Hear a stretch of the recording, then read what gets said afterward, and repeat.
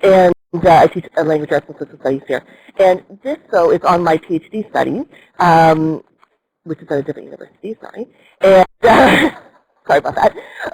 But yeah, and I'm nearing the end, which is fantastic. And so this is a little portion of it. And so I talked to teachers. I interviewed, mine is a qualitative study. I looked at new literacies, was kind of my theory base. And I interviewed teachers. So in the end, I ended up with 15 teachers, and we spent an awful lot of time together. And they were from all over. So the next slide, right? Oh, what am I doing? There we go. I got it. There we go. Okay. So I'll talk a little bit about them, and then I'll talk about what they did, because that's like the cool stuff, right? So the huge range of teaching experiences, that just kind of happened. I'm not really sure. I think I was a little bit of luck on that one. And so I have some like pretty new teachers, around 5 years, and then some other teachers who are like 25, 26 years in the teaching practice. And from diverse Ontario communities, I traveled all over the place. Cool things I found so far are that makes them like really effective teachers. That's the term I use. There's a lot of, I could say a lot about it, but that would waste my time, or take up my time here. But they collaborated with peers was like the key one. And that's, we're in class, and we work together a lot. Like that's one of the reasons, because it's one of my big findings. And I think we know that as teachers, that when you work together, you're a better teacher usually. So they definitely collaborate with teachers. And the other thing is that they take chances with when they use technology. And that was like a really, I'm sure this is something we might know, but with the teachers, when we were talking about it and when they were thinking about it, they're like, oh, yeah, I just kind of, tried this. I tried, maybe name, but it wasn't that. But, we tried different things, and then I kind of worked it into my program.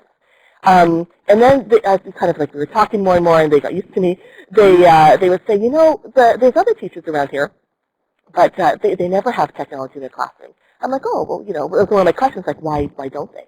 They're like, well, they don't come to the workshops I provide, or they don't try and use technology in their classrooms. They just don't take that chance, right? Because they don't know if it's going to work, and they're really kind of scared about it.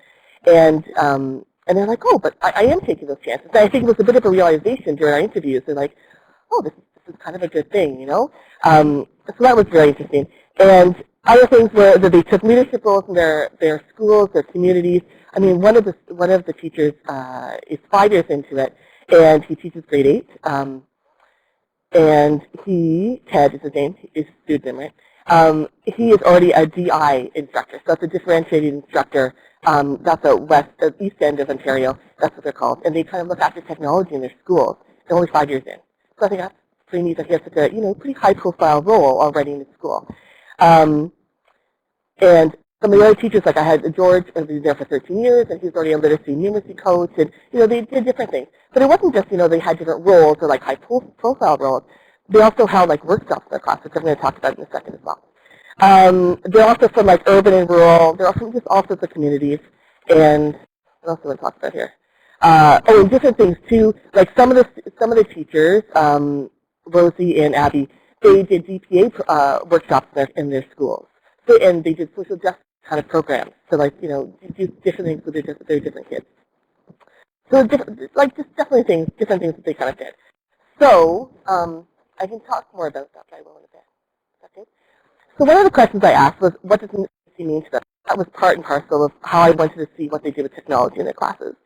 And here were some of the things that literacy kind of meant to them. It was interesting because it wasn't always the curriculum stuff that came first. Right? They didn't say, oh, I have to meet the expectations. I have to do all this curriculum stuff. I have to meet my long-term plans or something like that. They said, the first one definitely was engagement. If I engage my kids, we're going to be more literate in our classroom. So that was a big one. And pretty much everybody said that. That was just huge. And Kathy worked in a very diverse urban school. And she said that how she kind of gained in her engagement in her classroom was social justice-based programs. So she ran different programs. She had a very diverse group of students, and the school was very diverse. And she, one of the things she did was she used a social justice-based book every time she started a unit of anything. So she would just find them, So she had a huge repertoire of social justice-based books, and then she would lead her literacy or her math or her science through that. So that was very, very interesting. So she said she would look around and she engaged more of the kids that way. So that was very important. The other thing was that it was definitely cross-curricular. they all said that literacy, it permeates all of the subjects, right, which is something they knew. One of the teachers, it was Arthur. Arthur was an interesting case. Most of my teachers were like homeroom kind of teachers, or they did different types of things, but they generally had their own class. And George, though, ran the autism piece of the intensive support program in his school, and he was teaching grades 6 and 7. And so he had kids who mostly came to him, but they also went to other classes as well. So he had to work with other teachers. And as I was talking, he was also the tech guy, so that's kind of we got in contact with each other at school. And I said, oh, so how are you doing literacy? Like, what are you doing with literacy through your tech? And the more we talked and talked about it, at the end he said, wow, I thought we were just going to talk about technology, but I didn't realize that I use literacy, like, throughout everything. So I'm like, so it's just one of those realizations he kind of came to. You didn't realize. That's such a cool thing. Like, I was a little worried at the time. You do when you're collecting data and wonder if this is going to be kind of interesting or where it's going to work. And I was like, oh, it was just so different from my other teachers. But he talked about such cool stuff, like this cool Alice in Wonderland project. Top of my students, like it was just so cool what he did. I was like, oh, great. And once again, was engaged with his students. And the other thing, what else do we have? They also mentioned too, I guess a big term right now too, purposeful reading and writing in the classroom. So they said everything kind of has to have a purpose at some point, and most of them use media-based to get that through. So Rhea was one. She gave me so much stuff looking funny. She at one point used Twitter to teach summarizing. I think I talked about that in the class. To teach summarizing in her class. You only have so many characters, right? And you have to summarize a big piece of paper, or you summarize something, or a picture, or a video. And so that's what she used. And she actually got a bunch of her teacher friends to be on Twitter at the same time and help the kids out. So I thought that was what a way of doing it, right? Interacting with so many people. And one of my teachers, of course, said, Abby, she believes that literacy was like the window into the world. So I'm like, well, that's just a nice little sentiment kind of thing. But from based on what everybody else said, like how literacy permeated everything, like, it kind of worked. Okay, how am I doing? Okay, so one of the things was team collaboration, which were key, like all of them did it. I actually, I didn't realize it when I started the interview process, but I had 6 sets of teachers who team taught. It just kind of happened that way, right? Like they were all kind of recommending people to me, and I kind of figured that out. And they all asked to be interviewed together, because it's like, well, we plan together, we teach together, we do everything together, would you interview us together? I'm like, okay, let's see how that goes. And those were the coolest interviews because they kind of played off each other. I mean, I had 2, Leela and Daphne, who I swear they finished each other's sentences because they did everything together. So that was really interesting to see. So, and 2 of them, Abby and Rosie, they actually taught 2 different grades. So they taught grade 3 and grade 6, but they collaborated with everything together. Totally different grades those are.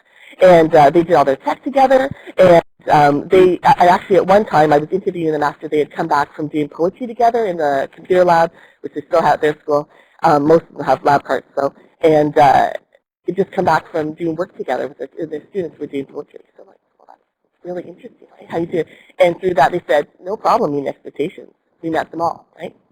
And another thing too, so Rhea, who works in an urban center, she said one of the new things at her board, her area, is talking about effective learning spaces and how her school, so she was in the old school and they're renovating it. And what they decided to do in the grade 7 and 8 wing was to take down all the walls and put up windows. So you have your own classroom, right? You're still okay, but it's all windows, so all the teachers can see into the hallway, and the hallway has become a learning commons. So if you've been in older schools, there's huge hallways. And so they actually put desks in there. They've put laptops, plugs and everything else. They've put media outlets, all sorts of things in there. So your kids can kind of be all over. And so she said that actually made them collaborate more, all the grades 7 and 8, because they saw each other's kids, and they would go and help them different projects together. Yeah, and I mean, and from what I didn't interview students, but the students, she said the students just seemed more engaged. They didn't have the class management problems. Even though they had this huge space, they just seemed to be working together and helping each other out. That's pretty interesting. That's what I was going to say. Okay. Okay. some of the fun stuff they did. They went on and on about this. This is pretty fun. Oh, yeah, I'll talk about that. Okay. So the digital tools in the classroom, they also, of course, they were all tech people. Like, they all just loved using tech in their classroom. So they all said that it was pretty vital in their classroom. Just they used it. But they said it was some of the reasons were it was really visual. You caught so many kids. It was diverse. It was tactile, engaged the kids, and it facilitated learning. Pretty much everybody said. So this is kind of neat. So Claire, who she said she loves Pinterest. That's her thing. She said to herself she wasn't very creative, but Pinterest made her creative. I'm like, okay, I think she's a pretty creative teacher, I have to tell you. But this is kind of, it's like before you use all of these like social media outlets, think about it first, right? But she used tons of things. It was very interesting. They all had smart boards, or if they didn't have smart boards in their room, they had like the projectors, or they had something where they could manage themselves. And another interesting thing was all of them somehow managed to get digital technology into their classroom, whether it was in the school or they had to go out and get grants. Like all of them did it. So it's just another way of taking a chance, right? It's like, okay, we'll try and get this grant, we'll try and do this, we'll talk to our principal, talk to our board, we'll get the money, and So all of them were integral in doing that. Even it just all worked. Another teacher, Sally, she used the Kickstarter. That is how we do it on it. Kickstarter to teach about advertising, which I thought was kind of clever. I thought that was a neat idea. I told you about Leah there, and a bunch of them used like WeVideo or iMovie or one of those to do documentaries, and some of them were on anti-bullying, and some of them were on just various things. And when I asked about their plans, that was another one of my questions. When I asked about their plans, I said, okay, so how did you plan for this? How did you organize? They said it was a long process, but the kids stuck with it because there was activities like all the time. It was very energetic. It was theirs, right? It was their stuff that they were doing. So that was really neat. And maybe I'll end off on that one on Donna, who taught grade 8 too. She used Edmodo, one of the sites to organize the classroom, and to be able to talk with the parents as well. That was another big thing. All of them spoke. And then she had this project where, the food trucks, in the big cities, Toronto and Ottawa, wherever else the food trucks are at, and the kids were always talking about it. So she said, well, let's do a project. Let's, do some writing and some reading with it. And so she contacted a bunch of the food trucks who were on Facebook first, and the operators, right? And she said, she asked them all, would you do this project with my kids? If my kids were on Facebook with you, should they ask you questions, would you answer them? And so she had so many of them, and they all said yes. And so her deal was the kids would, her students would be on Facebook, and they would ask them questions, and then they would get some answers back. And so then based on all of those interactions they had, the students then created their own food trucks. They were pretty creative. There's some crazy stuff. But, food trucks. And then she said it was really interesting because as parents, she'd be talking to parents, and they'd be asking about these food trucks because the kids would always ask, can we go to wherever city and go to whatever food truck it was so we can meet the operator. Like, that's another community connection too, right? It's interesting. So, but lots of those kind of things happened, and I forget what my last one is, but oh yeah, it was improving practice. So maybe I'll end with that one then. Am I okay? I never know. Hello. Go. Oh, there we go. Okay. So an interesting thing about the improving the teacher practice, the taking chances, the collaborations, they always organize local school workshops, and I'll get to that quote in a second. But two of my people, Leela and Daphne, they always worked together. They team taught. They were together, I don't know, for 12 years, I think it was, and they did everything together. There was they actually finished each other's sentences. It was kind of crazy. And there was the joke if they ever decide to go to different jobs, they'd go into the interview together because that's what they did. So they got tons of technology for their schools. They actually had their, I was telling my students here that they set them up on Wiki for the year, and they taught grade 6 and 7. They did everything together. And so they said their students often refer them, that there's 60 students, that they were their teachers together. They just did everything together. And they just got so much technology and then they taught them how to use them, which is the big thing, right? I mean, you can get the tools, but you have to teach them how to do it. So they were the ones who said, teaching, it continues to evolve, right? But especially through technology, there's just so many things you can do. So, okay, I'll end there.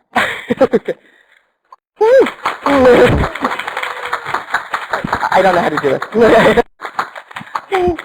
Yes? Okay.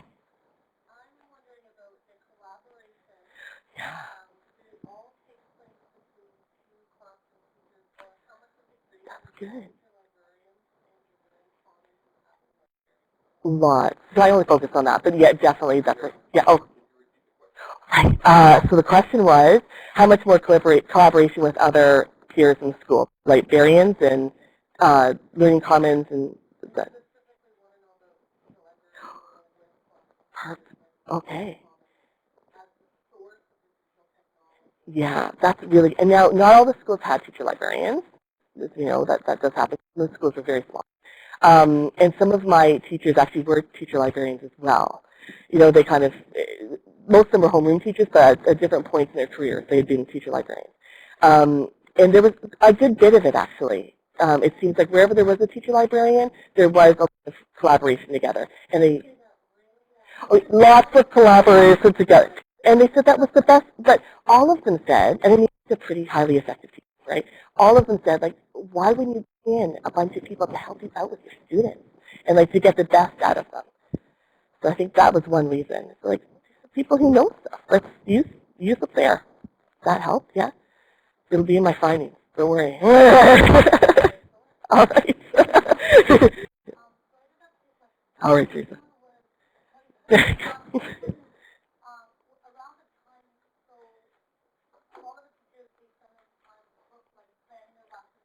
Yeah.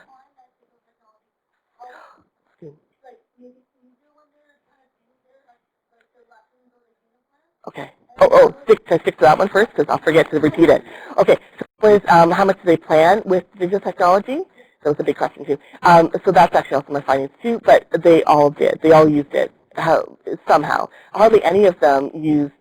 They actually commented on that. Like hardly any of them used like paper and pen anymore. They all had like their sticks or they had something, and then they could share files and they can share stuff in Dropbox or wherever it is. They use it a lot. Stuff through everything.